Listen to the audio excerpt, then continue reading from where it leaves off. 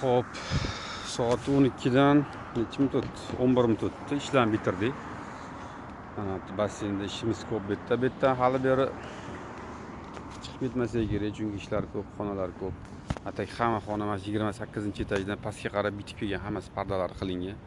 Bu qizarib turgani hali u joyiga umuman tegilmagan. Xudo xolis mashitlarning lobbidan boshlab tepa qismlargacha bitgan. Mayda-chuyda parda, karnizlari qolgan.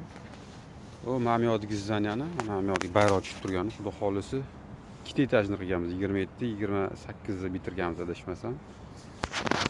Mana bu Toshkent City Mall.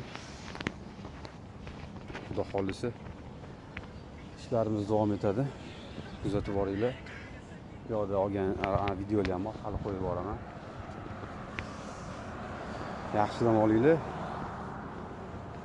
Saharliga turib uxlab qolmanglar.